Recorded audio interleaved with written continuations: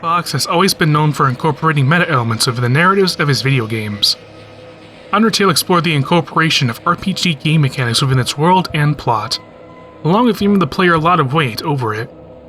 Deltarune is no different from this philosophy, although what it incorporates is a lot different compared to Undertale. Today, I want to look at what Deltarune explores as part of its meta-narrative, how that meta-narrative provides context to its story, what meta-elements are included within it, what its meta-narrative could explore in the future chapters of Deltarune, and finally, what the meta-narrative could reveal about Deltarune's message. There will be spoilers for both Deltarune and Undertale ahead, so make sure you play for those games first before continuing with this video. Alright, so without further ado, let's explore Deltarune's meta-narrative. Strap in, this is going to be an interesting one.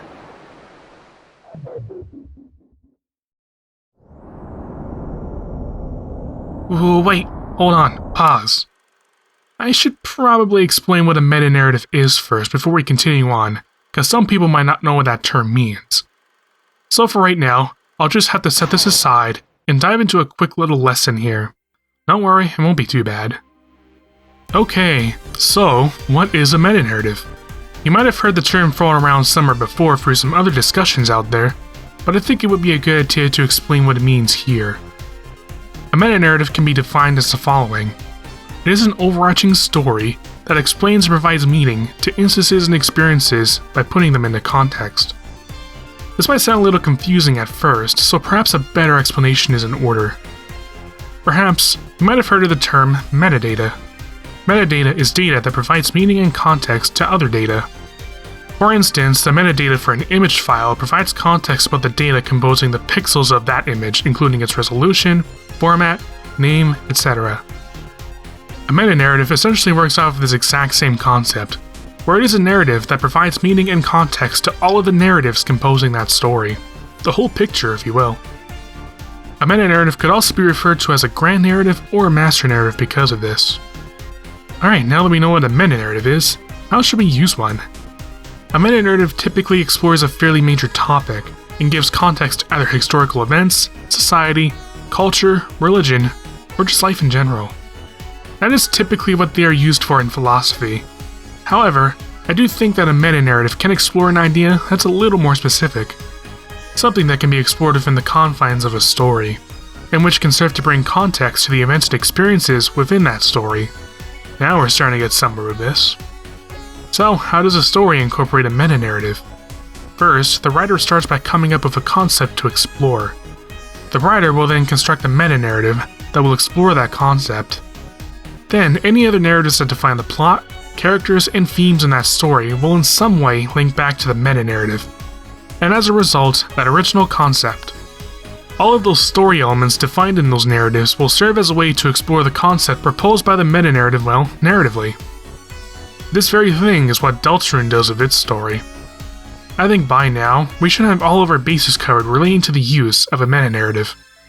Now the question is, what concept does Deltarune's meta-narrative explore?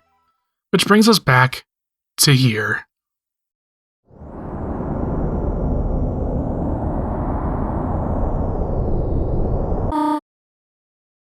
And with that, we have made it to the meat of this discussion. After some careful thinking and many considerations of the game's story, themes, settings, and characters, I have come to the conclusion that Deltarune's meta-narrative explores the concept of fiction.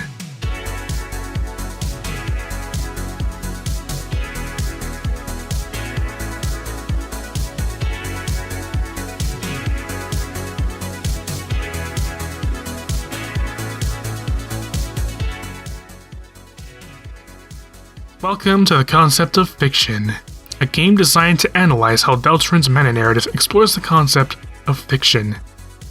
Let's not beat around the bush too much, let's just go in and play. To analyze Deltarune's meta-narrative, I will be answering 5 questions, where each of them will look at Deltarune's meta-narrative from a different perspective. You can only see the first question right now, but as I answer them, more and more will be revealed. Once I answer all 5 of these questions, I will try to formulate a conclusion on what I think Deltarune's message might be regarding fiction. So without further ado, let's answer the first question that I have here. How did Toby Fox conceptualize his idea for Deltarune?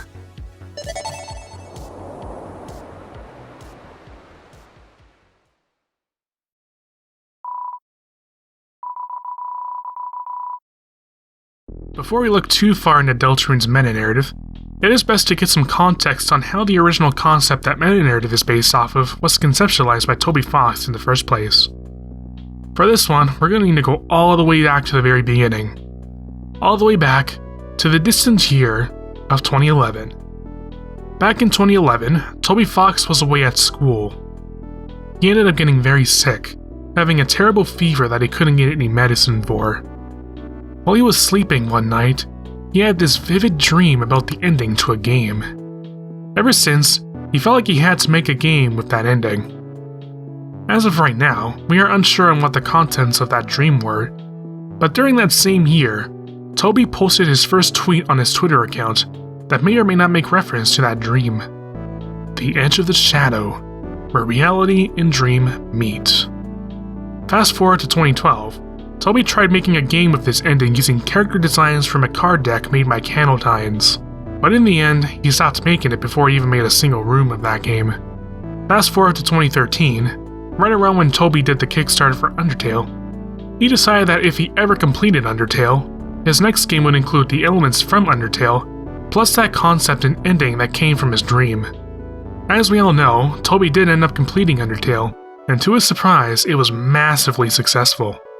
As a result of the success from Undertale, Toby knew that he could make his next game, and that game was what eventually became Deltarune. Now, nearly a decade after Undertale's release, Toby is still determined to make a game with that ending. With 2 chapters of that game currently released, Chapter 3 being close to its final stages, and with a decent amount of work done on Chapters 4 and 5, it's almost certain that at some point in the hopefully not too distant future, we will finally get to see the ending that Toby dreamed up that one night, all the way back in 2011.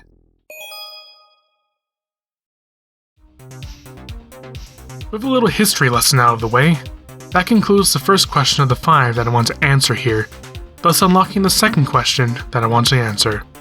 Let's look at how Deltarune introduces his metanarrative based on the original concept from Toby's dream.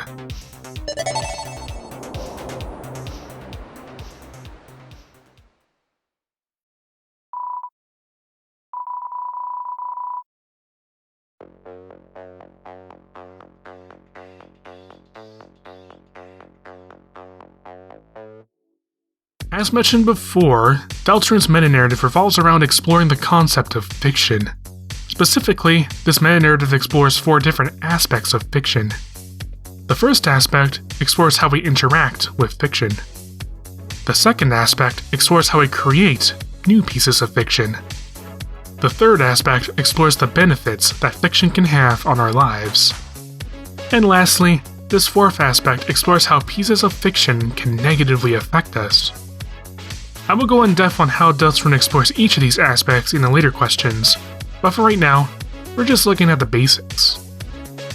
Now, the way that Deltarune explores all 4 of these aspects is through the use of 2 distinct narratives, which involve exploring all of these aspects from 2 different yet fascinating perspectives. This first narrative involves the game's light world characters interacting with the dark worlds, and the second narrative involves the player interacting with Deltarune itself. These are the 2 narratives that serve to explore the 4 aspects of fiction I've defined before. Let's start with the more obvious of the 2 narratives, the first one.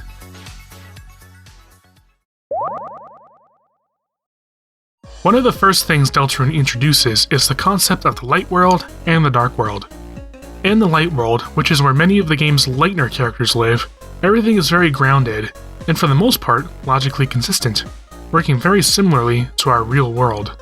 As far as we know, there is an absence of magic in the light world, or any other fantasy elements typically present in pieces of fiction. The dark worlds, however, are a lot different compared to the light world. A lot of the fantasy elements that were absent in the light world do exist in the dark worlds, like magic and battles, but also fantasy places and fantasy beings, or darkners. The dark worlds are parts of the light world that are covered in darkness and are formed via a dark fountain, typically formed by a lightner with a lot of will and determination stabbing a sharp object into the ground. As a result, a dark world within the enclosed space the fountain resides in is created. Now that is what the light world and the dark worlds are in the literal sense. This literal interpretation doesn't really give us a connection to the original idea of exploring fiction. Needless to say, All this really tells us is what the light world and the dark worlds are, not what they represent. Perhaps if we look at them from a more metaphorical perspective, we can see how this narrative connects to the idea of exploring fiction. Deltarune's light world can easily be a metaphor for reality or real life. Our daily routines like eating, sleeping, work or school, and other stuff. Deltarune's dark worlds can easily represent pieces of fiction like books, movies, video games, music, heck, even dreams. In fact, many characters too tend to view their experiences in the dark worlds as being analogous to dreams, which makes a lot of sense due to their nature. If you look at that tweet from before, you can easily see the correlation between what is said there in the light world and the dark worlds, where the light worlds are analogous to real life, and the dark worlds are analogous to dreams. It should be noted, however, that if you do go down the game's weird route in Chapter 2, there is a dialogue choice that mentions that the dark worlds aren't dreams. So there is an element to the dark worlds that are quote-unquote real in a sense, and not imaginary. Therefore, it would be better to refer to the dark worlds as pieces of fiction rather than just being dreams. I should also point out that yes, there are Deltarune characters that do interact with fiction outside of the dark worlds, but for the sake of this discussion, I will set all of that aside. So there you have it. That summarizes the first narrative that Deltarune establishes that serves to explore fiction. Now let's move on to the second narrative that explores the same concept, but in a much more meta way. The very first thing that happens when you load the first chapter of Deltarune is that you are greeted by this mysterious character, who's probably Gaster, but I won't go into the reasons why here, in order to keep things brief. Anyways, what Gaster does here is establish a connection between you, the player, which is represented by this red soul at the beginning here, and the world of Deltarune. Disregarding the whole vessel creation sequence and it being discarded, this is accomplished by connecting us to the game's main protagonist, Chris, perhaps for the use of some device or whatever, but that's a different discussion altogether. Essentially, the best way I can explain this narrative is to think of it as more of a meta version of the light world and the dark worlds narrative I explained before. The quote-unquote light world in this case is our actual real world, the world the player resides in. The quote-unquote dark world is the Deltarune world itself, which is a piece of fiction from our perspective, which perfectly fits the metaphor I established as part of the first narrative.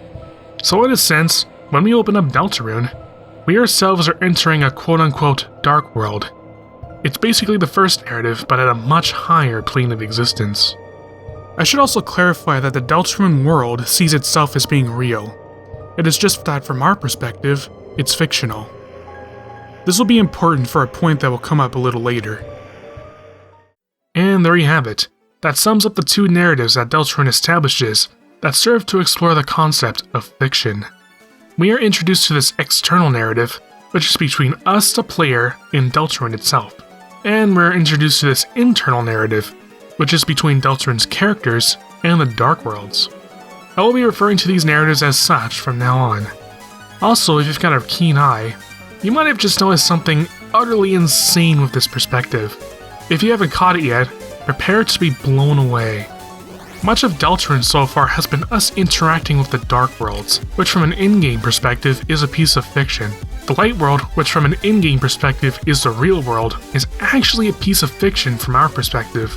As a result, we are introduced to this meta-narrative where there are actually multiple layers of fiction, and when we are going for the Dark Worlds, we are technically interacting with a piece of fiction that interacts with a piece of fiction.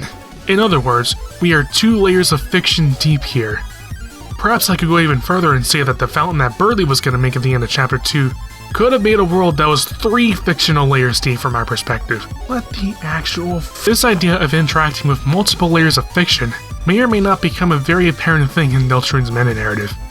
I won't look too deep into this idea here, but from this, you can already tell that Toby has really introduced something bizarre here. Very interesting.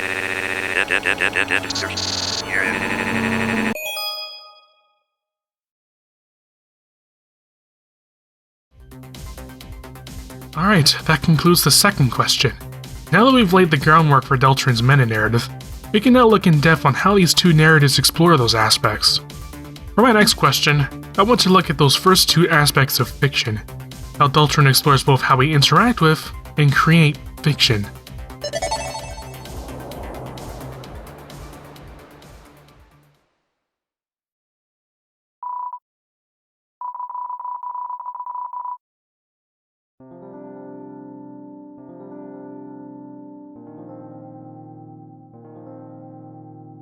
Before we go any further into this meta-narrative analysis/theory discussion, I should note that many points relating to how I associate the Dark Worlds with pieces of fiction here are going to be purely metaphorical, and these interpretations aren't going to explain every last literal detail relating to the Dark Worlds.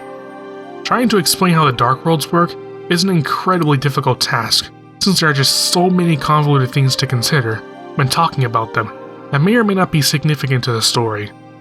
So to prevent this discussion from spiraling into a multi-hour long mess, I will mostly touch upon the important bits. With that out of the way, let's begin.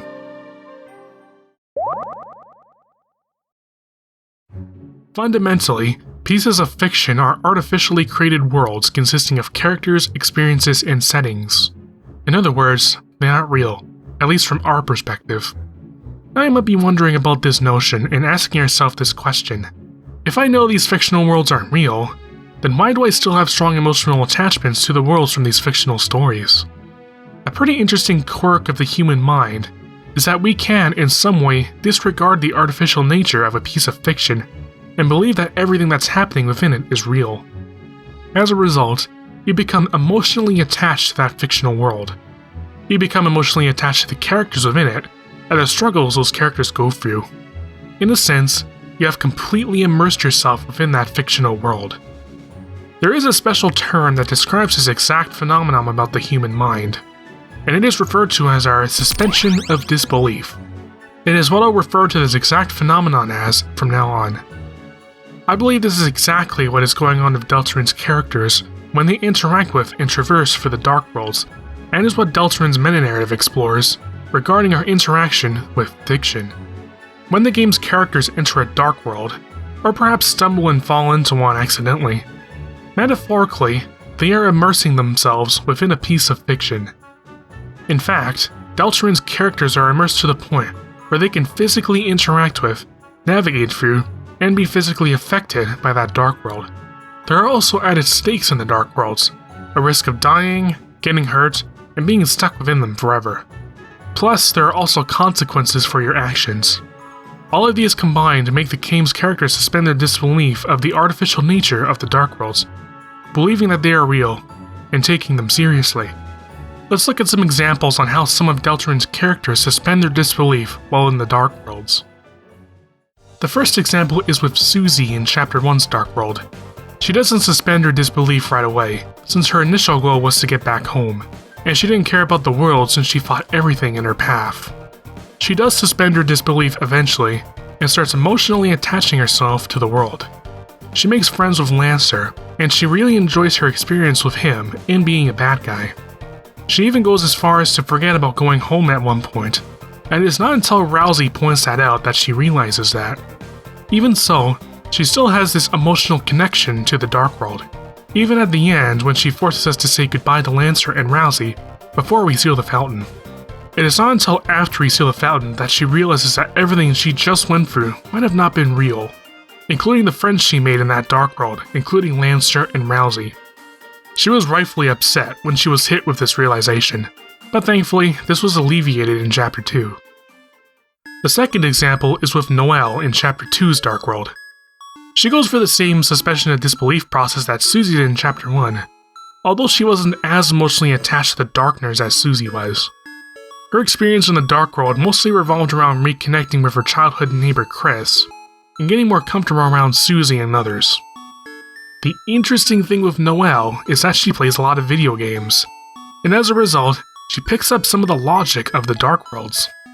The first example involves the battles, where she acknowledges their existence and that they are just like the ones from Dragon Blazers, one of the games she plays in the Light World.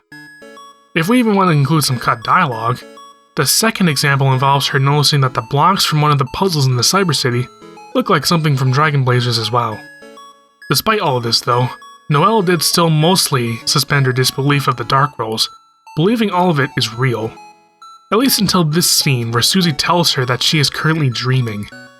What's interesting though is that Noelle acknowledges this, and treats her experiences as if it were a lucid dream, where she is aware that she is dreaming and believes that she can do whatever she wants, like jumping out of the window and growing big angel wings. Funnily enough, she forgets that she was dreaming afterwards, because of how intense everything got at the end of the Queen battles, and suspends her disbelief again, and it is not until Susie points out that she is dreaming that she breaks her suspension of disbelief again. This continues until the fountain is sealed, selling the belief that it was all a dream. Another thing I can explain from this perspective is the reason why Rousey is hiding a lot of information about the Dark Worlds from us. A lot of people think Rousey is suspicious for doing this, but I don't think so.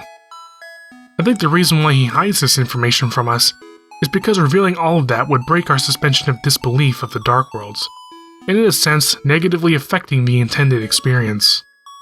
This is the reason why Rousey says Chris's choices matter, and tells him not to think too hard about what happened during the Phantom Neo fight. You can see now that Rousey is not doing this to be evil. Quite the opposite, actually. Now that is how Deltarune explores the interaction of fiction from the internal narrative. Now, what about the external narrative? Deltarune suspends our disbelief in many ways. You might think that one of them is through the multiple layers of fiction idea that I alluded to before. The deeper you are into fiction, the more you suspend yourself from reality, which makes sense. But I think the main way that Deltarune suspends our disbelief is by putting a huge emphasis on the player, and in some way making her presence diegetic within its world. The way that Deltarune accomplishes this is by introducing a fascinating side effect of our connection to Deltarune's world. A conflicting relationship between Chris, the vessel we end up controlling, and us, the player, represented by the soul. Not only can we affect the world of Deltarune through Chris, we are also in a way affecting Chris themselves, and it shows based on some of the actions we take throughout the game. In addition to some carefully written characters, world building, and convincing reactions to our actions, it really adds to the game's ability to suspend our disbelief and make us believe that its world is real, even though it is fictional from our perspective.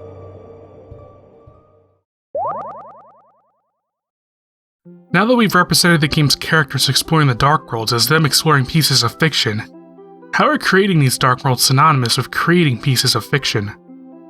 One of the things that Queen tells us about the creation of the Dark Worlds is that any lightener who possesses enough determination can create a dark fountain, and by extension, a dark world. It seems that in Deltarune, determination is the power to create dark worlds, to create new pieces of fiction, and that you need a lot of it in order to create them. Metaphorically, what this is telling us is that in order to create a new piece of fiction, you need to be very determined to do so. It takes a lot of time and effort to take an idea that you have, create a fictional world out of it, and to will it into existence. Although in the game, dark worlds are created over the span of a few seconds, in real life, creating a fictional world can take months, if not even years, to pull off, either by one person or by many people. There are many examples of video games that have taken or are taking several years to develop, Deltarune included. So it can be easy to see my point that creating such fictional worlds do take a lot of time. With this viewpoint, it is now easy to see what determination really means in Deltarune, and how it relates to creating fiction. Another way that Deltarune explores the creation of fiction is by giving us an idea on how these dark worlds are made. More specifically, what are the contents that make those dark worlds? Let's start with the literal interpretation first. When a dark world is formed, any of the objects that are in the room the fountain resides in are brought to life. How they end up is based on the will of the fountain, which is something I will explain a little later. This is easy to explain with Chapter 1's Dark World, as all of the darkness in that dark world are based on the toys that were strewn along the floor in the unused classroom. However, this interpretation has a problem when explaining how the darkness from Chapter 2's Dark World were formed. Many of the darkness from Chapter 2's Dark World are actually based on software programs like viruses, advertisements, spam emails, pop-ups, etc. There are also some other things in Chapter 2's Dark World that make reference to Noelle's past experiences, like her being unable to spell December in the spelling bee, how she was scared of electrical sockets as a kid, and how the Queen is fairly analogous to her mother. Under a literal interpretation, it would be extremely difficult to explain how the darkness formed from the ones and zeros on a computer hard drive, and how some of Noelle's past experiences got incorporated within it. Perhaps, we need a much more metaphorical interpretation to figure this out. Let's solve this problem by starting up a thought experiment. Imagine you are creating a new story, a fictional story. You need to think about some things to include in that story, like its characters, its settings, a plot, and perhaps a main theme to tie it all together. Think about how you would come up with all of those things. Obviously, you could say that you can come up with all of that stuff yourself, but usually, you would come up with many of those things through inspirations from other pieces of fiction, past experiences from your life, dreams, the places you visited, things you've seen on the internet, or simply the objects that are laying around your house. Let's look at Deltarune as an example. Think about the Qaladan example that I pointed to back in the first question. Toby ended up using the character designs from that deck to create many of Deltarune's Dark World characters, including Lancer, King, Haffy, Bruden, Clover, and some others. He took inspiration from that card deck to create many of Deltarune's characters. Much of Undertale and Deltarune's RPG mechanics are heavily inspired by Earthbound, a game Toby played and made fan games of in his younger years. Toby also took inspiration from the Touhou games to develop the dodging mechanics for Undertale and Deltarune. You get where I'm going with this, right? When you create a piece of fiction, a lot of the major elements in that piece of fiction are often created based on the inspirations you get from other things. Now, what if we apply this thought experiment to the creation of the Dark Worlds? We could speculate that perhaps the Dark Fountain itself is actually not responsible for figuring out how to bring the objects to life. What if instead, it was the fountain creator that figured that out? What if the objects in the room serve as inspirations that the fountain creator uses to contextualize them into darkness? This solves the previous problem about figuring out how darkness spawn from the ones and zeros of a hard drive, as the fountain creator would know how to contextualize those software programs. Not literally from the ones and zeros, but you get my point. This could also explain the representations of past events present in some of Chapter 2's Dark World, since the fountain creator can incorporate those past experiences as part of the context. This could also even explain how larger structures in a room can be organized as such in a Dark World, and can also allow us to explain why the fountains have a will, since that will can come from the creator. On top of solving all of those problems, this viewpoint actually opens up a surprising amount of doors to theory crafting here. What if there are parts of some future Dark Worlds, or darkness in some future Dark Worlds, that are based upon the memories and experiences of some of the game's characters, like Noelle's experiences with Ice-E? I already mentioned that Chapter 2's Dark World does incorporate some of her past experiences within it, so it's not completely out of the picture. Now that I think about it, what if the knight actually knows about Noelle enough to incorporate her past experiences into Chapter 2's Dark World? Perhaps this could be used as good evidence for either Deaths or the mayor being the knight, but I will not open that can of worms here. Anyways, there is a big consideration that I need to point out about this interpretation. Objects do actually need to be in the room the fountain resides in order for them to serve as inspirations, and to be contextualized and brought to life in the Dark Worlds by the fountain creator. This is to mostly account for us having to physically bring the darkness or recruit from other Dark Worlds into the Castletown Dark World, so that they can form and live there. Speaking of the Castletown, let's explain that next. Another really interesting thing that I was thinking about is that us recruiting darkness to the Castletown could be another metaphorical way to represent us creating fiction based upon the inspirations from other pieces of fiction, and is probably the reason why Rousey wants to recruit darkness to our Dark World. We are in a sense making our own piece of fiction here that includes the best parts of all of the pieces of fiction we've explored. This is probably the reason why the Castletown starts empty and doesn't have a specific theme to it. It's sort of a blank slate that we can build a new Dark World upon, a new piece of fiction. This could also explain why Castletown's Dark Fountain is pure, and the reason why any Darkner can live there because the Castletown doesn't have a set theme to it. It doesn't have a will. The reason why Lancer and Rules turn to stone in the Cyberworld is because they don't fit the theme of that Dark World. Imagine taking a medieval knight and placing them into a science fiction movie. See, it wouldn't make sense since they don't belong in that setting. Other than that is how Deltarune explores the creation of fiction from the internal narrative. In terms of how the external narrative explores the creation of fiction, as of right now, I'm not too sure. But the closest thing I can think of is Gaster's potential motive for connecting us with the world of Deltarune. If you die in Chapter 1 and try again, Gaster says that the future is in your hands, and if not, the world gets covered in darkness. Perhaps our purpose here is to create a new future for Deltarune, a future that isn't doomed to darkness. Maybe that is what we are creating here. Not a new piece of fiction, mind you, but a new future for an existing piece of fiction. But other than that, I don't really have anything else to say about the external narrative.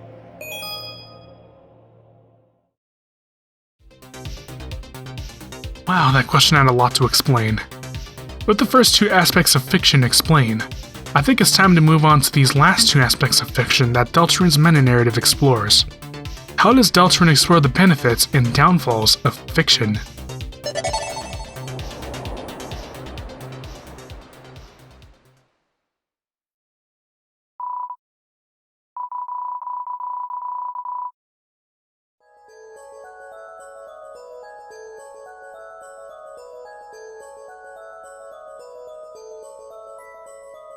Now it's time to move on to these last two aspects of fiction that Deltarune explores. The lasting benefits that fiction can have on our lives, and how pieces of fiction can actually negatively affect them. Let's start with aspect 3, with how Deltarune explores the benefits of fiction. A very common trait present in all of the main characters of Deltarune is the fact that their lives are, to say the least, not great. There's not too much happening within them. They all go through the same routines day by day, going to the same school, meeting the same people, going for the same struggles, and overall, just feeling miserable. We have Chris, who is going through various family troubles. Their mother Toriel has divorced from their father Asgore, who himself got fired from the police force. Chris's brother Asriel is away attending college, and Chris has been counting the days until Asriel comes home. Even QC notices that Chris hasn't been feeling well lately because of Asriel being away. We have Susie, who's probably had family troubles of her own in the past before she moved into hometown, perhaps due to neglect or mistreatment. She is very malnourished, eating odd things like chalk, pencils, breadcrumbs, and other stuff. Her only coping mechanism was to act tough and to bully others, and she feels that nobody wanted to be her friend or even like her at all. Then we have Noelle, who has family troubles of her own. Her sister Des has gone missing a long time ago. Her father is in the hospital and is worried that he might pass away soon. She's often neglected by her mother, who works as the town's mayor and is often treated harshly by her. Noelle has a hard time standing up for herself due to her timidness and her helplessness. As you can tell, these characters are not doing well mentally because of all of this. Now comes the events of Deltarune.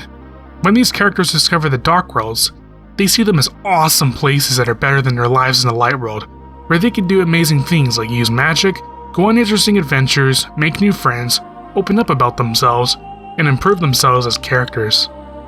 They see the Dark Worlds as an escape, where they can have the freedom to do whatever they want, and to do the things that they could have only dreamed about doing previously. Chris reconnects with their childhood friend Noelle, and becomes friends with Susie through the Dark Worlds. Susie opens up significantly, showing what she is really like, and makes some new friends along the way. Noelle becomes more bold, confident, and fearless, where she starts standing up for herself and taking control of tough situations. Birdley, once an egotistically smart individual, who tries his hardest to protect his smartest student in the class title, drops that whole facade and comes to terms with himself. As a result of all of this, and considering their miserable lives in the Light World, it makes sense that all of these characters want to have more of the Dark Worlds, to continue escaping and being free from the harshness of reality. Maybe this is the reason why Chris makes the fountain at the end of Chapter 2, and although speculative, I assume that the same logic applies to the Knight as well. My guess is that they are opening these dark fountains to either pursue the escapism these Dark Worlds have themselves, or to encourage others to pursue the escapism the Dark Worlds have. Through this narrative, Deltarune is telling us that exploring pieces of fiction can benefit us by giving us a means of escapism, a way to escape from the harshness of reality, and to indulge in a fantasy world. This means of escapism can help us improve as individuals, find ourselves, open up, and can even help us be more creative through, yes, inspiration. There's that term again. Now, in terms of the external narrative, I haven't really found anything concrete relating to how it explores the benefits of fiction, but if I had to say something, I'll put it this way. I could say that Deltarune has affected me in so many positive ways. It allowed me to find myself, connect with a character I can relate to, similar to how Susie connected with Lancer in the Dark World, to help me appreciate indie games again, and well, this last one. Perhaps Deltarune has affected you in many positive ways as well, possibly for the same reasons, or something else.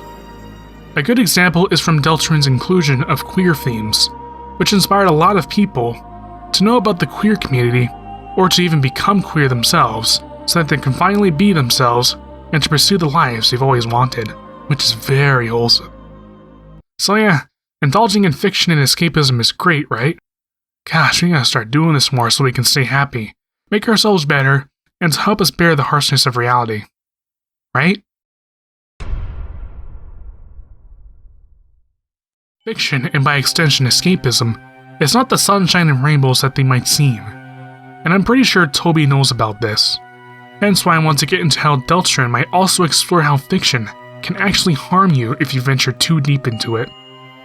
Although a lot of the exploration of this aspect of fiction is probably going to be delegated to the future chapters, there are a few hints of these negative aspects within the first 2 chapters of Deltarune. In Chapter 1, Susie and Chris enter the closet dark world while the school day was going on, and when they exited, it wasn't until after the school day already ended. In Chapter 2, the same thing happens, except this time, instead of Chris and Susie missing a school day, they, along with Burley and Noelle, miss out on a group study session. Perhaps in Chapter 3, Chris, Susie, and maybe Toriel might lose out on some sleep because of Chapter 3's Dark World. What these 3 instances tell us is that in order to indulge in fiction, you need to take some time away from your daily routine, and during that time, you're suspended from reality. If it doesn't interfere with anything important, then that's perfectly fine. But if it does, like a school day or a study session, that is bad. If you keep doing this, the negatives that come from missing out on all of those things start to outweigh the positives, and that's where it gets really bad. Eventually, you might get to a point where you completely lose grasp of reality, and that's where things are going to come crashing down. This is exactly the reason why Rousey kicks us out of the castle town to do our homework, so that we don't forget about it. Despite Rousey's advice, however, the characters still want to explore more of the Dark Worlds, implying that these characters are going to go down this path of forgetting about reality.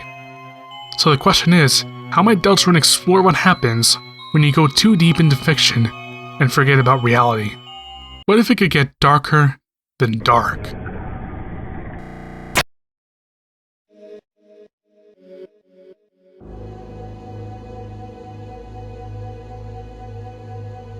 Up until now, I have yet to mention a critical part of the internal narrative, the balance between the light world and the dark worlds. If we look at this through a metaphorical lens, it could represent our balance between interacting with reality, the light world, and interacting with fiction, the dark world. So far, we have only seen this balance being stable, and it only just starting to shift when the Knights started creating the dark worlds. That leaves us with this question: what happens when this balance has shifted too much? One of these things we already know about. If the balance heavily favors the dark side, then we get the roaring, where the darkness that makes up the dark worlds take over the whole light world. When Rousey talks about the roaring, he says that the sky will run black with terror, the land will crack in fear, the titans will emerge from the fountains, and unleash chaos onto the world. All of the darkness will turn to stone, and the lightners are left alone in an endless night. Essentially, a lot of bad stuff happens. How can I explain the roaring from a metaphorical perspective, you may ask? I think the roaring represents us going so deep into fiction that we are replacing what is left of our daily routine with our indulgence in fiction. Although in the literal sense for Deltarune, those fictional and fantasy elements are getting introduced into real life. You might be thinking right now that the roaring would actually sound freaking awesome because of this, where you can use magic, fight fantasy beings, and do the stuff of your dreams in real life. But again, Deltarune does not convey the roaring as a positive event. Quite the opposite, actually. So the question is, why? People who take escapism to the extreme might get to a point where they are unwilling to meaningfully reconnect with reality, and take the necessary actions they need to take in reality, like fending for themselves, getting proper sleep, or even maintaining their proper hygiene. As a result of this, they end up feeling miserable.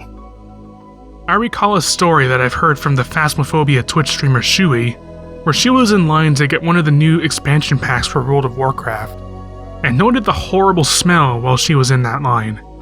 There are many examples of people who have thousands, if not tens of thousands of hours in World of Warcraft. For these people, that game has taken them so deep into escapism that they are unwilling to take care of themselves, hygiene especially. Perhaps, this is what the game is representing when the Lightners get lost in an endless night.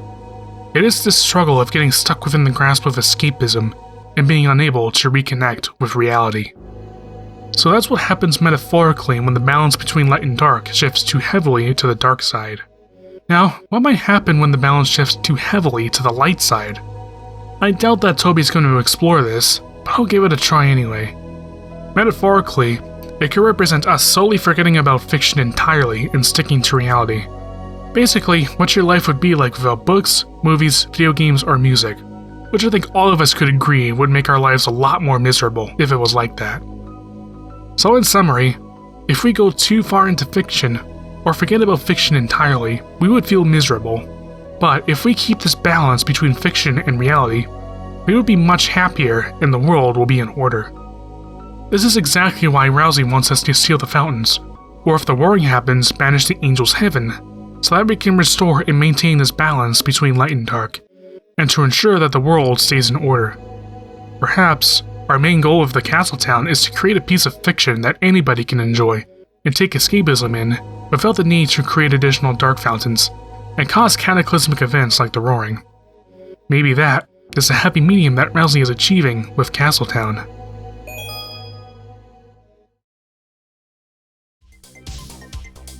And with that, we have explored all 4 aspects that Deltarune explores regarding fiction. But there is still one question left that I want to answer before I get to my conclusion. And this is actually sort of a bonus question that looks into some of Deltarune's meta stuff. This is where I want to look at how Deltarune plays around with the idea of itself being a piece of fiction.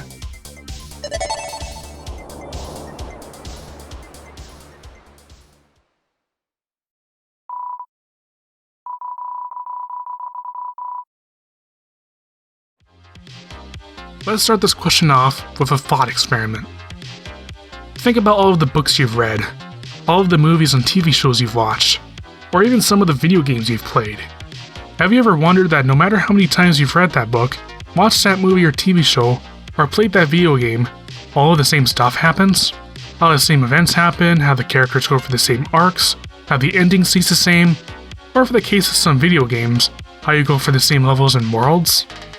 This is an inherent trait of many pieces of fiction, perhaps an inherent trait of stories in general, where they are a series of related events and experiences. Unless they themselves are modified, you will always go through those same events and experiences no matter how many times you read or watch it. You might interpret the story differently or be affected by the story differently each time, but the very words on the page, the pixels on your screen, or the sounds coming from your speakers or headphones will still mostly be identical. I know there are probably some exceptions to this out there I don't know about, but for the most part, the events and experiences for many of these stories will remain fixed each time you go through them.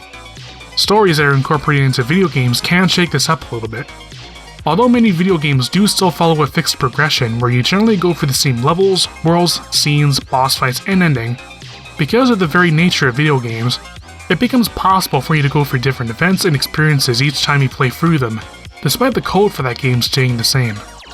Instead of being stuck to a linear and fixed storyline like books, movies, or TV shows, video games can actually incorporate elements within them that can change depending on the player's actions. Some games take advantage of this additional flexibility by including multiple endings or separate and optional story branches that can be explored. Undertale is an example of such a game. If you spare every monster, you get a happy ending, but if you kill everything, you get a much darker ending. Because of all of this, a story in a video game can actually play out differently each time you play it. So now you might be asking, how does all of this relate to Deltarune? Well, Deltarune is a video game after all, so it has the ability to include multiple endings or branches like its predecessor. However, unlike its predecessor, Deltarune's story is shaping up to have a more or less linear storyline, just like a traditional piece of fiction. The one thing that is very special about Deltarune is that it actually plays with this idea of it being a linear, fixed storyline. Many parts of Deltarune give you the impression that your choices don't matter, implying that you have little to no control over the events that happen in the story. The game is also rumored to have only one ending according to Toby Fox. It is also implied that some of the characters in Deltarune actually know about its future events, and of the fact that they have no control over them. Some of these characters include the secret bosses, Rousey, and to some degree, Sham. The secret bosses have probably gained knowledge of these future events by a mysterious somebody, who is implied to be Gaster through all of this, and is perhaps the reason why they know about some things about the future Dark Worlds and any future story events like the Roaring, for example. My best guess is that these future events are outlined in the game's prophecy. After all, the literal definition of a prophecy is that it is a message communicated to somebody by a supernatural entity, and that they typically contain predictions of the future.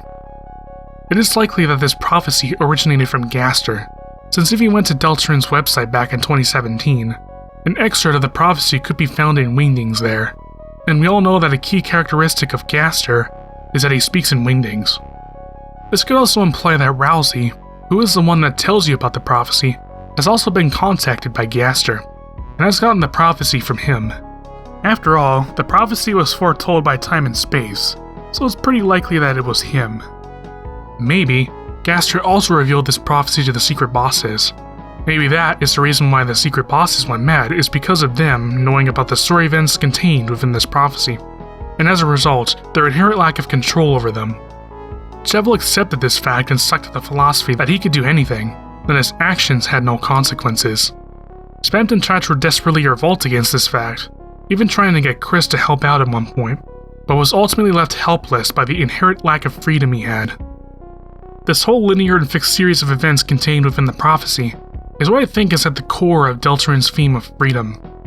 It is this nihilistic idea that no matter what you do, no matter what choices you make, you will always go through the same series of events and experiences, just like in a traditional piece of fiction.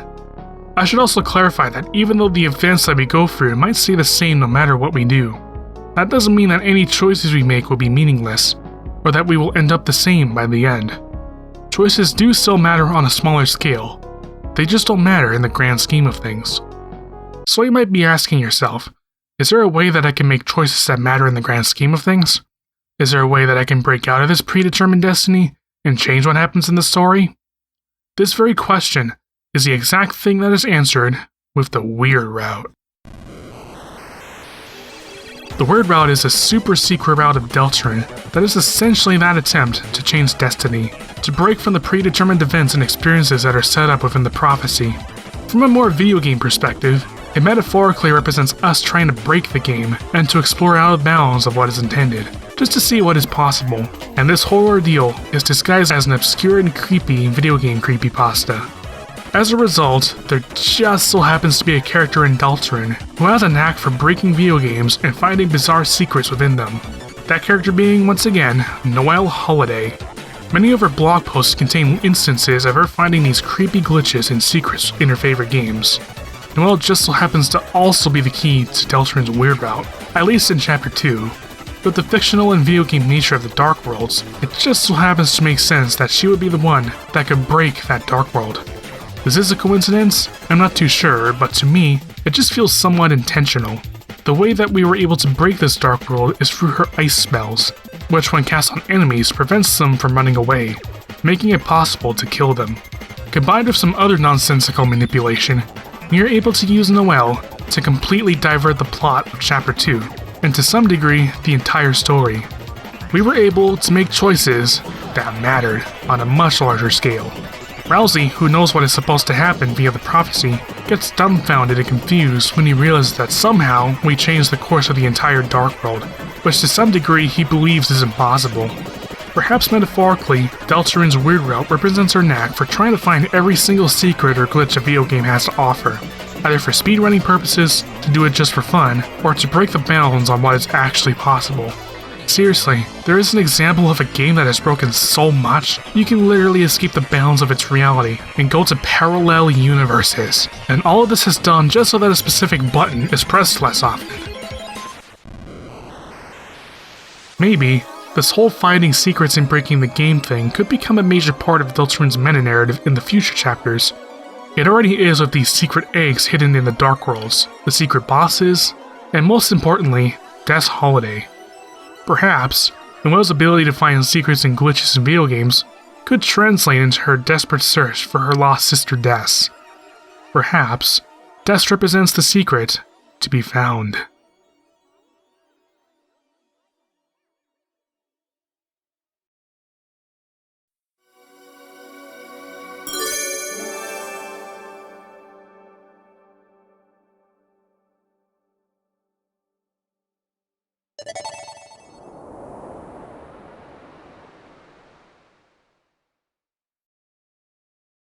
And well, that's everything that I want to explore about Deltarune's meta-narrative.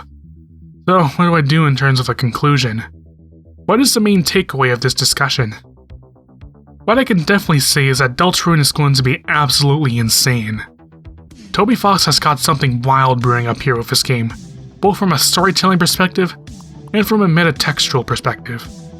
I can just imagine that in like chapter 6 or something, we're gonna have to go like 7 fictional layers deep to find Des stuck in the darkest, darker world. Maybe. Perhaps the real message that Deltarune is trying to tell us is the following. Indulging in pieces of fiction as a means of escapism is great. It'll help you improve as a person, be more creative, and alleviate some of the stresses of reality. But if you do it too much, bad things will happen. Just like with most things in life, there's always a delicate balance. Don't be afraid to take a break from your fictional adventures once in a while. Go for a drive, go do some shopping, and appreciate reality for what it is. C.S. Lewis, a British writer and theologian, stated that when used in moderation, escapism could serve both to refresh and to expand imaginative powers. So, don't be afraid to utilize the inspirational, life-improving, and escapism powers that interacting with and creating fiction can give you. Just don't let fiction take over your life.